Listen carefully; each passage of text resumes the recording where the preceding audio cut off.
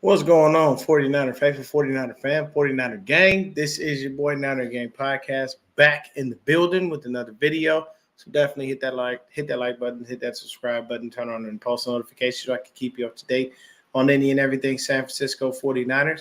With that being said, man, let's get right on into it. What's going on, Jason?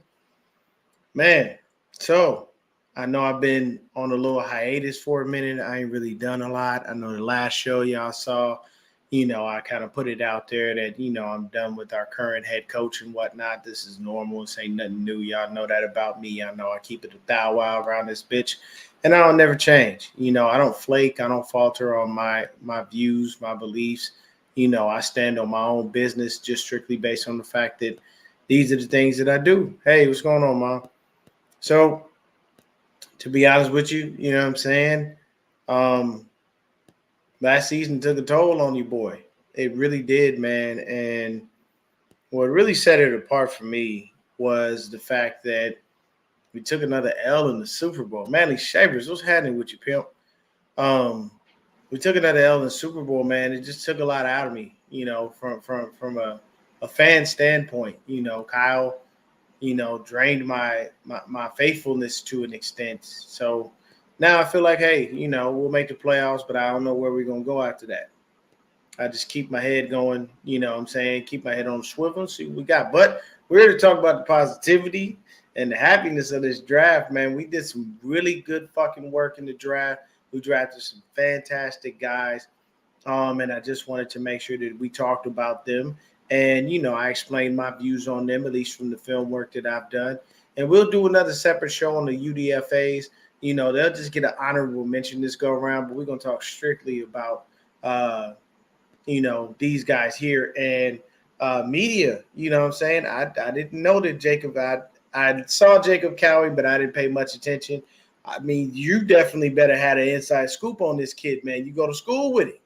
So you better holler at me, man. Let me know what's going on with this kid Cowie, man, because I think he's going to be – he looks to be a pretty amazing prospect, man. I like what I saw on that one. So, it's definitely a different little situation, but you got to love it. And have I seen? No, I have not seen media's reaction to the pick. No, I mean he probably exploded and flipped his lid and everything. I mean it's great when you go to school at college with somebody that you can say I've watched this dude, I've seen this dude in person. Like it's a different feel, a whole different world. You know what I'm saying? So give me just 2 minutes. So it's just a little bit different, you know what I mean?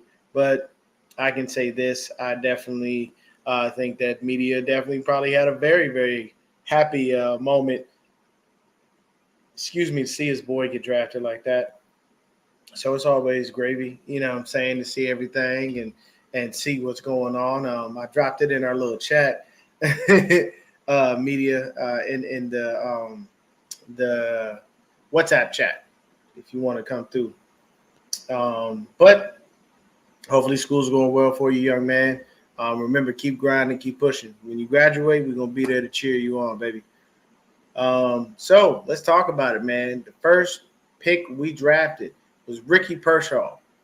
Now, I'm going to be honest with you. When we first drafted Pearsall, I keep calling him Pearsall. I don't know why. Pearsall. When we first drafted Pearsall, I'm like, who the fuck is this? Like, how do we draft, like, the random fast white guy? Like, I don't, what's going on?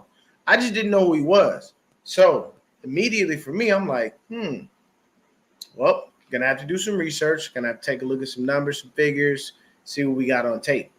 So what I saw on tape was some different things. This man did play 5 years in college, but we ain't gonna count the COVID year.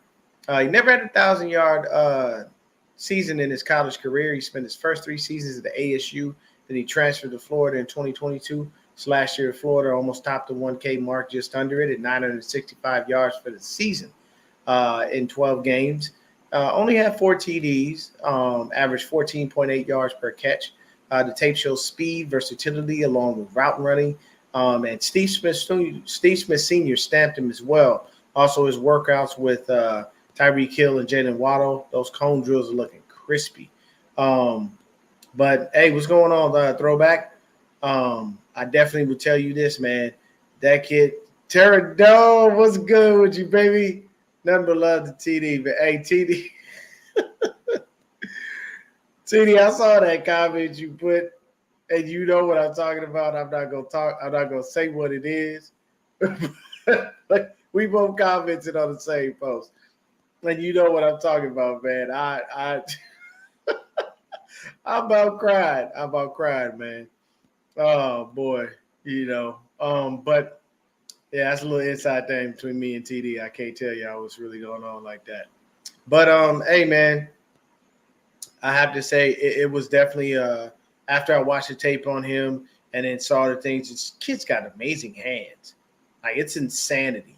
And his last year at Florida, he exploded. You know what I'm saying? From his yardage from the season before to now, it was crazy. So it's the lighting, bro. I can never get the shit right, man. I'm not no fucking. I'm not. I don't know nothing about none of that, man. I can turn this light off, and then you probably see me, but it'll be a little darker. So I ain't got the faintest idea how any of this shit works, man. I just do what I do, bro. I got to get the lighting and all that shit right, though. I completely agree with you. But I like Pearsall, man. I think Pearsall is going to be a great addition to the offense. He looks like a nasty slot guy. His route running is crisp. So if you throw Debo and Ayuk on the outside and you go ahead and throw Pearsall in there in the slot, that's just going to be disgusting for people. Hopefully we can get Debo signed. Not Debo, BA signed and get that man the money that he so richly deserves. 22, I appreciate all of y'all in here, man. Thanks. I know it's been a cool minute, but I really appreciate the love. Everybody coming through and hanging out with you, boy. So at the end of the day, Pearsall is definitely a great pick. Love what we're seeing from, just the information that we got on him. The second round pick, we went ahead and we got a DB.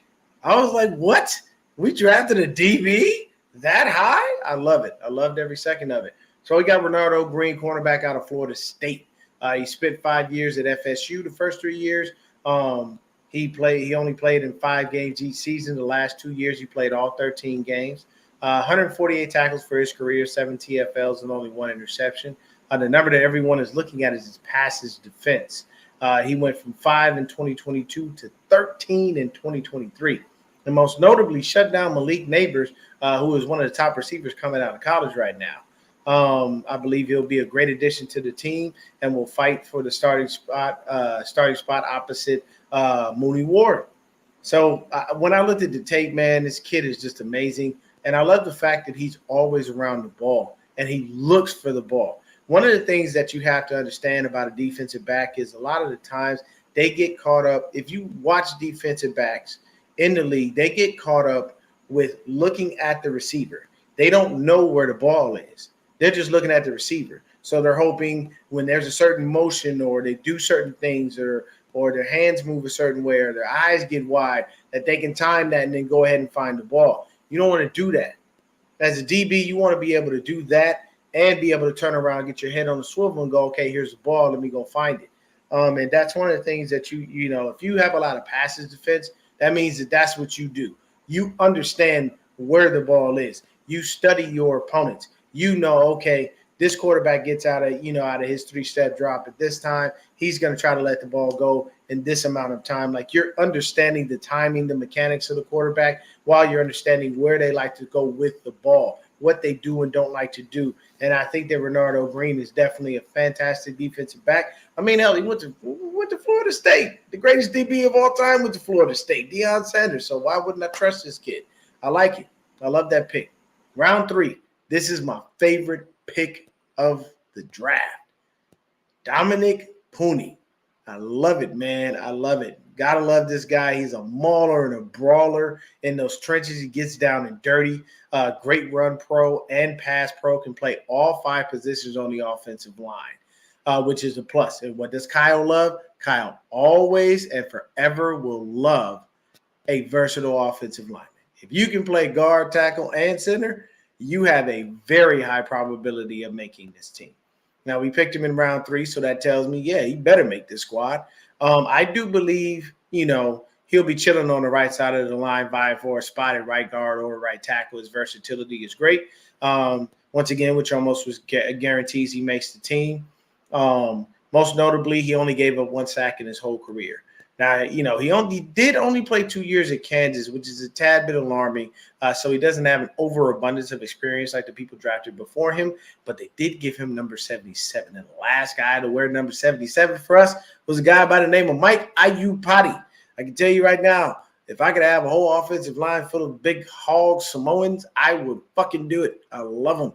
Samoan people and your Tongans, and just your Polynesian culture in general. Those dudes are large and in charge, man. Pause. And I gotta say, I like the pick, man. This is definitely great. And let's see here, man. Throwback says, Dion, tell us you like this draft compared to the other draft years of Lynch and Shanahan era. It's not bad. This is actually pretty good so far. You know what I'm saying? I'm going to go through and we'll figure it out. But this is a pretty good draft.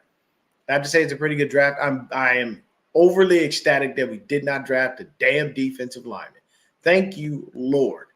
We do that every damn year and stock up on that damn line, and then we go get a bunch of them in free agency. Like, I was just getting tired of it, and they didn't disappoint. Thank you, Kyle and John, for not drafting the damn defensive lineman. I really appreciate y'all for that. Y'all made my day, because believe you me, I know Joey would have been – he would have put that meme up that he made of me when I threw my hands up when we drafted one. So, yeah, and this right here I agree with. This is the biggest scary part for me, and I'm gonna come back to this here. But yes, we don't have time to develop motherfuckers. You got to be able to get on this field and go now. So round 4, we got Malik Mustafa. He went to Wake Forest. He spent 3 years at Wake Forest. Only 3 interceptions for his career, 7 pass defense to go with 4 forced fumbles. From the tape, it shows he's the thumper and a willing tackler, whether in the run or in the pass. He has a nose for the ball. Actually reminds me of a current 49er who is on the mend, and that's Talanoa Hufanga. Love this guy. Intensity, plays no games, and is always ready to be a heat-seeking missile on a blitz. So Mustafa, I like him, man. A little bit. Yeah, I got to agree with you. That. Yes, he does give me a little Jimmy Ward vibes. He does, I have to agree with that. And Terra Dome says Mustafa was at the University of Richmond as a freshman. He can ball. I like it. Yeah, I like what I saw from him on tape, man. Malik Mustafa is definitely a great, a good safety for us to have as a backup. And we got to make sure we get depth in that room because right now we're just running with Jair, and we're hoping that Huff can be ready for the season to start. So that's definitely it. Now, y'all not gonna like me. I know you're not, but I'm gonna do it, and everyone knew this was coming. If you follow our draft picks, you know what's next. Tart vibes because of the number. Okay, I can see that, media. Round 4, pick 129. This pick started with the Jets, went to Minnesota, then went to Detroit, and then we got it. Isaac Guerendo, running back, Louisville. Now listen, people, before you flip out, just listen. I love the kid. I do.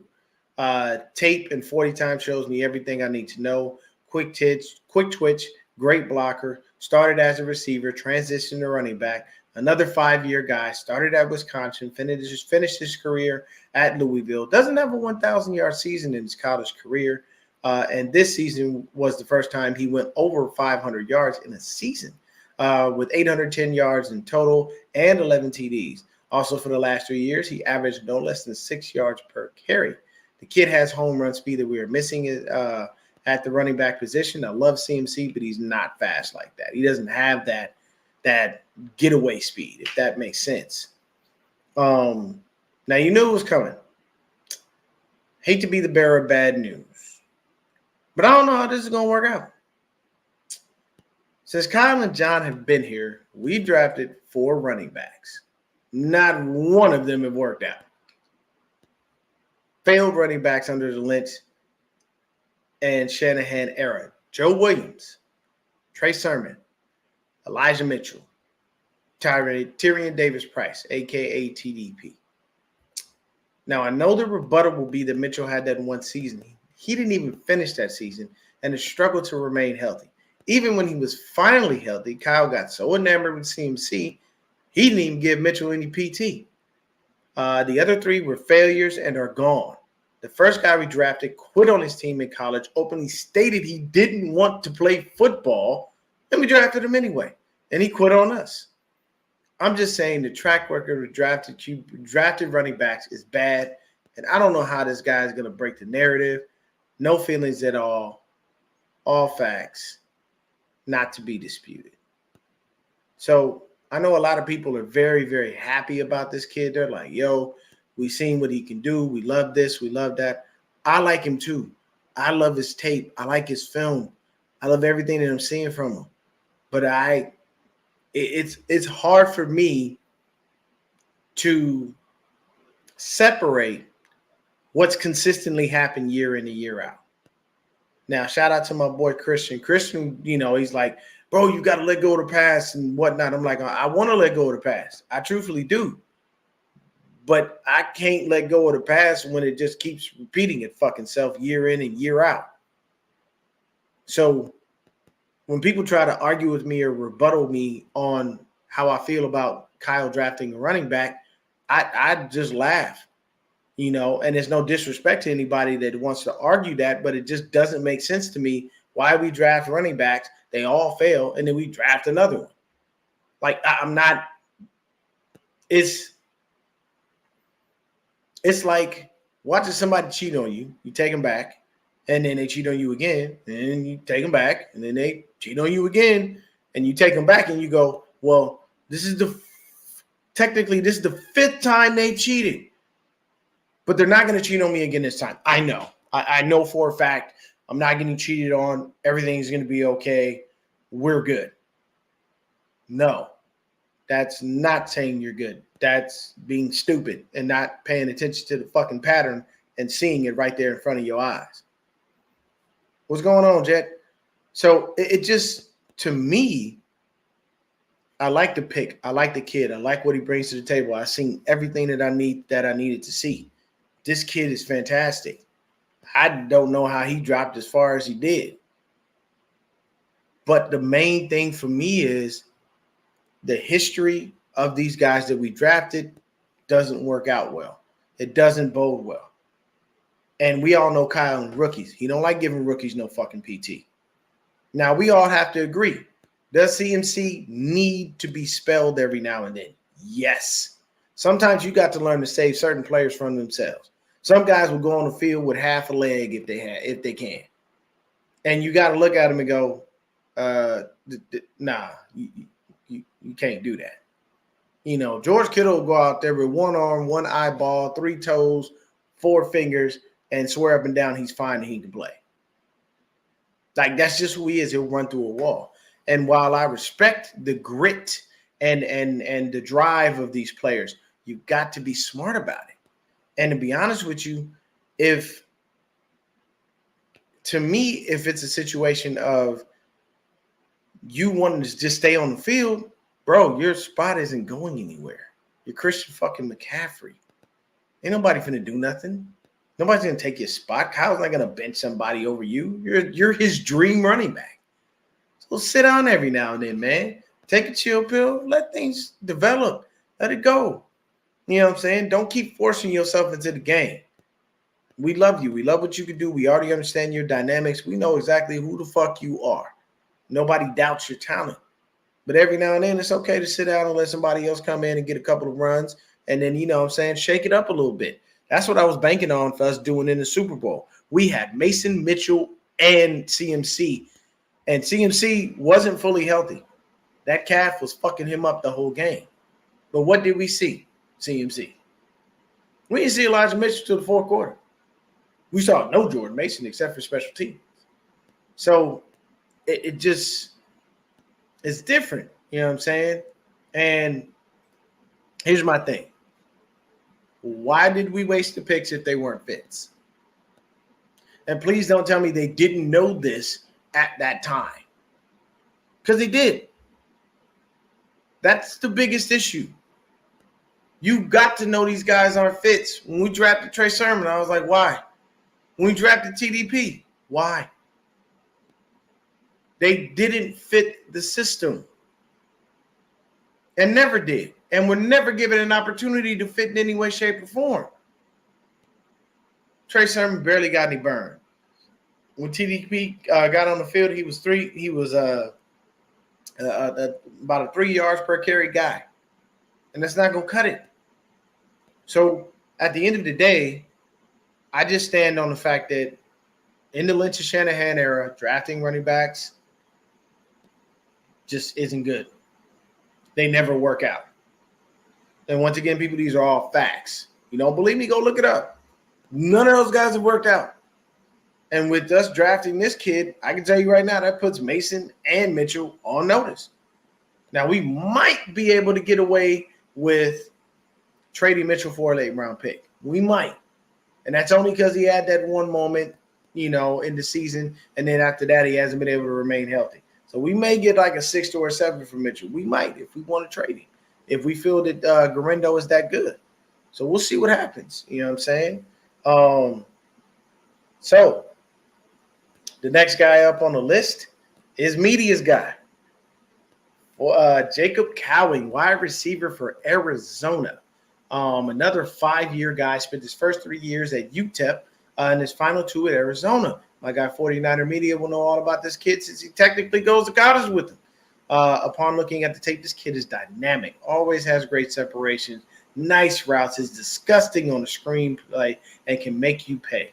My guess is this is our next Debo. Now, I'm not saying there's another Debo. That guy is one of one. But Cowing will most likely be used like him in those types of packages, provided he makes a team. He had back-to-back 1,000-yard receiving years, one at UTEP and the other at Arizona. This past season, he didn't break that mark, but he did have over 800 yards and 13 TDs, which is fantastic. I think this kid is amazing. Like, flat out great. Like, when you look at Jacob Cowing, like, this dude is on a whole nother level, man. Whole nother level. And I like every second of it, man. And it's a different thing, when that happens. You know what I'm saying? When you see a guy and you see him on film, you're like, whoa, okay, I didn't know this dude could do that. But just his height, his size, everything to me screams Debo Samuel, somewhat. Can't say all the way. Yeah, there you go. Yeah, his yak ability is disgusting. Yeah, I completely neglect. Thank you for saying that. His yak ability is flat out of control. Like, do you give him them screens? Oh, he's trying his damnedest thing to the house. He's got some great speed too. I like him. So Jacob Cowing, fantastic pick. Then we got Jarrett Kingston out of USC. He's a guard. I seen this guy playing guard and tackle. I'm looking at the tape. We addressed another guy who will fight for a position on the right side of the line. This guy plays tackle and guard, which is fantastic. Nice versatile lineman, which is what Kyle loves. Kid went to USC. So, you know what I'm saying, that definitely that always helps. It's odd. I mean, like some certain powerhouse schools, just their name alone will get you where you need to go into the NFL. That you got a lot of pull, and those people at those big schools, your USCs, your Notre Dames, your Michigans, your Georgias, your LSUs, your Alabamas, those guys have ties to people in the NFL. They send people to the NFL in and out like clockwork. So why wouldn't you listen to those dudes and understand them if you call them and say, hey, what about this kid? I've seen him on tape, blah, blah, blah. They'll tell you, okay, yeah, this is that, whatever the case may be. So round 7, we draft Tatum Bethune out of Florida State, a linebacker. So this is Renardo Green's teammate. Another 5-year guy, started his college career out of UCF, spent his first 3 seasons there, and then he transferred to FSU. His best year was 2021, where he had 108 tackles, 5.5 tackles for a loss, 2 sacks, and 2 interceptions. This past year numbers were a little lackluster. 70 tackles, 5.5 tackles for a loss, no sacks, 1 interception to go along with 3 passes to Fitz. Watching the tape, this kid is an animal, a full-on dog. He reminds me of Dre Greenlaw with the tape. I just watched, and just Graham Winters, you've been put on notice. It's worth noting we do have Devondre Campbell in the house, a former Packer who will most likely be next to Fred until Dre is ready to come back. But this kid against the run is outstanding. Nothing gets past him. Great coverage skills as well. That tape has me hopeful for our linebacker core and the depth we'll have. He's a hard hitter and sheds blocks effortlessly. I love the Florida State guys. Both of them, Green and Bethune. These dudes are thumpers, and they're ready. And they go up, they hit. We all know what happened with Renardo Green and shutting down Malik Neighbors. Once again, he was one of the top wide receivers coming out of the draft. It just these guys were great picks. Like I said, the only questionable one I have, honestly, is just the running back. And it's just due to the track record. People, let me explain something to you. I know a lot of people look at me and they say, well, you say negative things, or you focus on this, or you focus on that. I never want our team to lose. I don't want us to lose a fucking game. I want us to be able to go 20-0. You know what I'm saying? That's what I want. I want us to go 20-0. I want us to break the Dolphins' record that still hasn't been broken of a perfect season and ended with a Super Bowl ring. But I'm sorry, our past 2 Super Bowls, Kyle has found a way to fuck them up and fail us in the end. And they're both were against Patrick Mahomes. Now, if we wind up somehow, some way, getting back to the Super Bowl this year, I don't know. If it's against Patrick Mahomes again, I've heard some people rumbling, we're going right back. We're going slow down. I am of the belief we will guaranteed make the playoffs. That much is true. I have no doubt about that. But I can't sit here and say that I'm 1,000% confident we go right to the Super Bowl because I don't know. We've had a little bit of turnover. We'll see exactly what's going on. And, we got to hope that the season is great. Honorable mention for the UDFAs. We did pick up the defensive lineman, Evan Anderson, out of Florida Athletic, 6'3", 356 pounds. DB, Jalen Mahoney, 5'11", 200 pounds. He went to Vanderbilt. Offensive lineman, looks like Bryson Mays, Southern Mississippi, 6'4", 295. We got another quarterback. His name is Tanner Mordecai. He went to Wisconsin. He's 6'2", 211. We got a center named Drake Nugent from Michigan, 6'2", 300 pounds. We got Tariq Owens, Terrell Owens' son, 6'2", 6'3", 180 pounds. We got a tight end, Mason Pline. He went to Furman, 6'7", 250 pounds. And we got another running back named Cody Schrader out of Missouri, 5'9", 214 pounds. So we'll see exactly what goes on with those guys. And just honorable mention, I'll do a separate show on our UDFAs, but I did want to just get through our initial picks. So just to summarize it again, we'll go back over them, 1 through 7.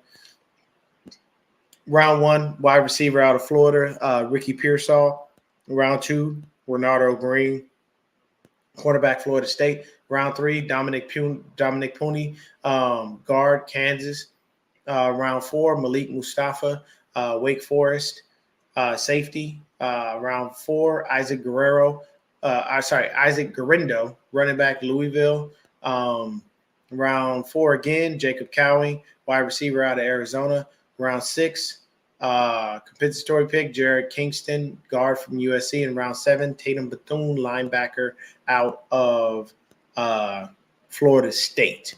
So I think it's definitely going to be, a great off season. We'll see what these guys have to offer and what's going on with, any and every last one of them. I want to see all of them out there working, trying to get things done, getting things worked out. And it's definitely a great draft. I like this draft. Once again, my only true question mark in our draft is what's going to happen with Isaac Garindo. And that's only due to the history. And I just don't know. I don't trust Lynch and Shanahan when it comes to running backs that they draft. They've given me no reason to. And though I like the kid, I like what he brings to the table, I don't know how much burn he's going to get. Kyle is not keen on giving rookies a start. Everybody knows this. This is very, very common of him. And you got to kind of claw your way out of the doghouse or impress him so much he doesn't have an opportunity to turn away. Even then, sometimes he can still be a little headstrong in his ways, but we shall see. So that's the show, man. I'm not going to hold y'all for a super long time. I see everybody talking about the NBA playoffs and what's going on there. And TD says that Tanner Mordecai can ball. We'll see. I got to do my research because I'll do a separate show on the UDFAs, and we'll see what's going on with that. You know what I'm saying? Because it's a whole different world when it comes down to it as far as what's going on with these dudes, and what will be the progression of them throughout training camp, throughout OTAs, throughout rookie mini camp. All of these things we'll take into account. We'll get back on here. We'll be doing some more shows more recently. I'll definitely give y'all a little more content. I appreciate everybody coming in and hanging out with your boy. I saw that there was at least 30 people in here. If you are new to the channel, please hit that like and subscribe button. I will keep you posted on any and everything San Francisco 49ers. Do some stuff just strictly on the NFL as well. Probably drop a few shorts here and there. But it does look like the Knicks have conquered the Sixers. They have won 118 to 115. They move on. The Sixers go home.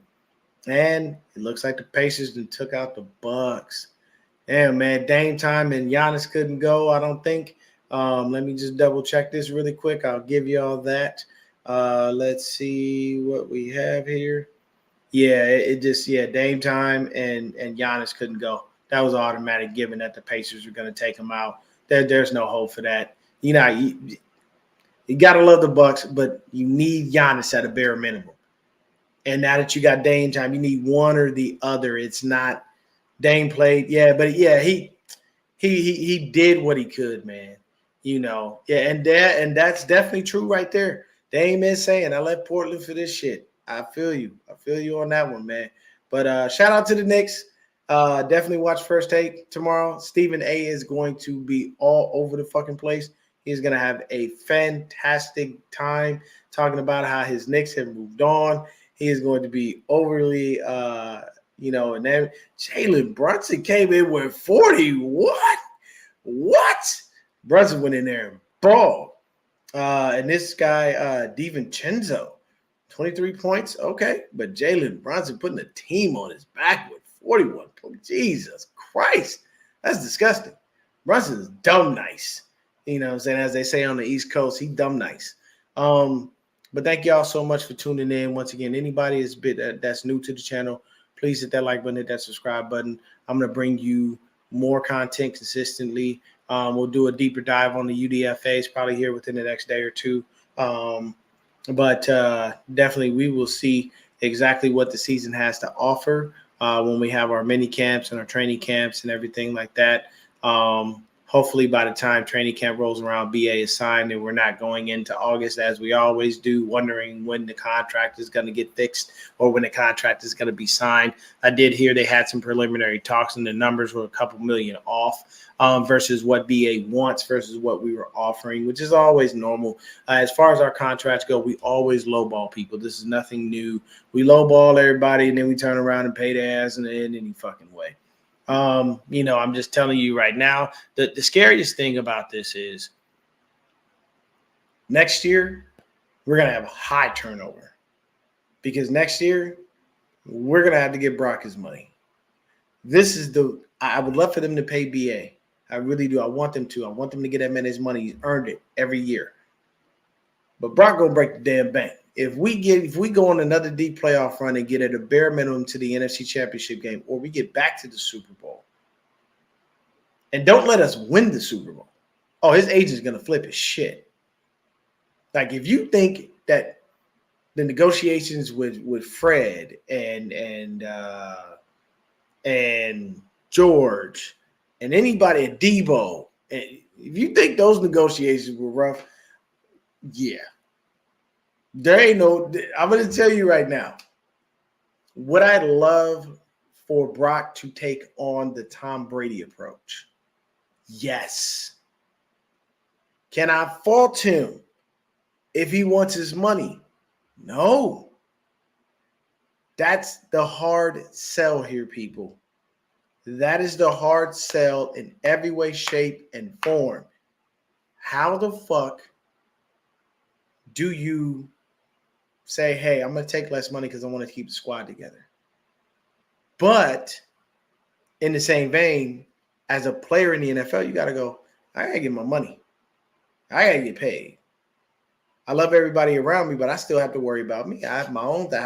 I have my own family. I have my own things that I have to be taken care of. So it just, I don't know. I want to be able to get his money, but next year is going to be, that's going to be the one that's going to be nerve-wracking. Because once again, if we make that deep playoff run again, or if we get to the Super Bowl and win it, Brock ain't asking for no less than 50. That's it. 50 mil at a minimum. Like, he's not playing around. That's going to be the biggest contract. They thought we paid bum-ass Jimmy Garoppolo. Oh, shit, we didn't pay that nigga shit. We paid him pennies compared to what we paid, what we about to pay Brock Purdy. I'll tell you that right now. It's about to go through the roof. Let's see here. He says, Throwback says, Dion, are you surprised Lynch said Brock Purdy is the guy for this franchise? Not necessarily, no. The reason being is because they believed in him from the jump. You know what I'm saying? I mean, it came out that Lynch and Shanahan basically had to go to Jed York and tell them, like, yo, I know Jimmy's here. I know he got Trey, but the last pick of the draft is that guy. And that's a hard sell. Like, how do you tell your owner, I just fucked off a bunch of your picks and possibly some franchise-changing guys and drafted a guy I have no faith in, didn't even want, just drafted this motherfucker. And the other guy that we have, we know he's serviceable and I can mask his deficiencies, but I don't really know about that. But this guy right here that was the last pick in the draft, he's better than all of them. And for York to be able to, the only thing that I can say is York gives those two full autonomy to do whatever the fuck they want. And hey, it's his franchise. He can do as he pleases. Me personally, I wouldn't be allowing people to fuck off my picks like that. Then tell me that the last guy to pick is better, the last guy to draft better than everybody. Would I trust their assessment? Yes, that's what they do. I'm an owner. I don't do that. But would I allow them to fuck off my picks like that? Oh, no, I'm going to look at them and say, you better try to make this motherfucker work in some way, shape, or form. You got to figure out something. But it is what it is. Moves on. At the end of the day, Steve-O came in and said that Brock seems like a $30 million guy to me. Steve-O, this man had been to the NFC Championship twice and a Super Bowl already in his early career. And he's getting paid pennies. We're paying Brock shit, people. We're paying him. Our backups are making more than him. But this young man, when he comes to get his money, he's going to break the bank. Oh, are you talking about Ayuk? My bad. I didn't know you was talking about. You didn't specify. 25 mil? No, I think Ayuk was asking for 27, if I'm not mistaken. He won his bag, man. He earned his shit, you know. I know some people may feel that it's a little bit different, but he definitely earned his money, man. He earned every damn penny, you know. Throwback says, be glad we don't have any we don't have to worry about who our QB is. I mean, yeah, that's nice to not have to worry about who your QB is. You know, it just kills me. You know, it just said he seemed like a $32 billion dude. I mean, I don't know all that. You know, but I'll say this. We have to just give things time, let them roll, you know, let the chips fall as they may. I love what's going on with the franchise right now. We're doing some great things. Once again, I do believe at a bare minimum we make the playoffs. I like the guys that we have. I like the guys that we drafted. So we'll see what we have. It's nice that we have like a nice abundance of receivers to be able to assess and look over and figure out what's going on, because it's been great, you know, watching all the other guys. But I think these dudes are better than the dudes we let go. We did re-sign Trent Taylor for what? I have no fucking idea. It just didn't make sense for him to come back. Like, why?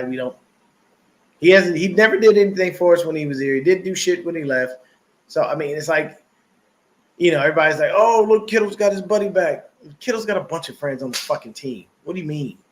So, Trent Taylor, no one cares. Cowing, though. Pearsall, dogs. I like those two. And I think they're going to be better. You know what I'm saying? I can see Trent Taylor probably getting cut, getting his little guaranteed money in about a year, because we're going to have a deep receiver room. We let a lot of guys go. I know our top three receivers right now are going to be Debo, Ayuk, and Jennings. Those are the guys. But, I mean, hey, Pearsall come in the slot. We can do some things. We'll see what's happening. Jennings, they call him third and Juwan. I call him Juwan motherfucking Jennings. I love him to death. We got some great picks. We got some great things going on. I think everything is going to work out well for us. We just have to be smart, strong, and stand pat on what we're following, what we're believing in. What's up, Seahawks Eddie? It's the homie in the house, man. Seahawks Eddie, good guy. Hopefully y'all had a good draft. We've got to take a look at the other teams in the division to see what they did and see how they look to get better and whatnot. I know Marvin Harrison Jr., I believe he's a Cardinal. So, they needed a fucking receiver, though. Yeah, shit. I like Hollywood Brown, but Hollywood Brown ain't no number one. He's a number two. But good. I'm glad you're loving your draft, man. I hope y'all did very well for yourself. Hope you drafted somebody to replace Jamal Adams' worthless ass. And I know that they said that. There's another thing real quick. I know everybody said that we've been in touch with Jamal Adams. Here's the thing, people. I don't want Jamal Adams here. He ain't going to do nothing but sit his ass on the bench 90% of the time. I don't like injury-prone players. I get that injuries happen. But when you know a guy has a history of never being able to get on the fucking field, why would you therefore waste your money hoping that you're going to be the team that actually keeps this guy healthy? It does not work like that. It doesn't. You know what I'm saying? I know I'm still bright red, bro. The lighting and shit, it is what it is. But thank y'all so much for tuning in with your boy and hanging out with your boy. Byron Murphy. Okay.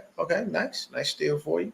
For Seahawks, Eddie, for any Seahawks fans, if you ever tune into this, by all means, check out my man, Steezy A. Smith. You can catch him on TikTok, Instagram, YouTube, all that. Steezy does real good work out there, man, and he's really involved with the squad.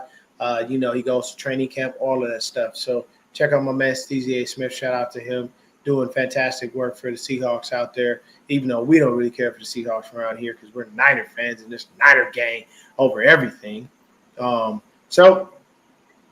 You on TikTok too? Okay. I got to look you up, Seahawks. I got you, man. I got you. I'm on there. But thank everybody so much for coming in and hanging out with your boy. Very, very good turnout. I will be back with more on the UDFAs. And, we'll start talking off-season stuff. We'll start talking OTAs and, when these things are going to happen. But thank y'all so much for tuning in. Everybody stay up, stay blessed, stay faithful. And once again, if this is your first time, hit the like button, subscribe button, turn on the post notifications. I'm going to keep you up to date on things. And remember, when you're watching this channel, I keep it a thou wow. Okay? Hey, I don't pull no punches. I curse. I tell people what the fuck it is. I don't BS. Okay? I don't dick ride the franchise. I don't dick ride Kyle. None of that. I'm real. I'm straight to the point, and I don't always think that the franchise is doing everything right. I don't always feel that everybody in the building is doing the perfect thing, and I try to give people a broader spectrum. I'm not your typical content creator. If this is new to you, I don't kowtow to what normal media does. I don't kowtow to what other content creators do. I'm different. Okay.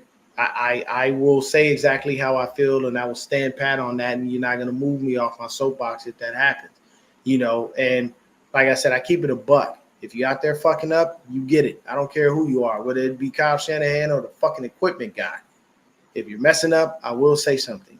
If you are one of those people where you do like the more calm and quiet and franchise-friendly content creators, there are an abundance of them out there in 49er land. You want to come, you want to get some realness, you want to get the way that things, really go, you want to get the truth of things, you want to have somebody who's not going to sugarcoat shit for you, I'm your guy. There's the only other channel that I can tell you going to give it to you real raw and rough like that is Real Talk Niner Talk. Those are my guys. You know what I'm saying? And there's no disrespect to anybody else that I did not mention in that. They all do a great job. All of my guys. There's so many different content creators for us. I think we literally have the most content creators in NFL, period. I don't think there's another team that has more content creators than the Niners do. But thank y'all so much for tuning in. Stay up, stay blessed, stay faithful, and I'm out.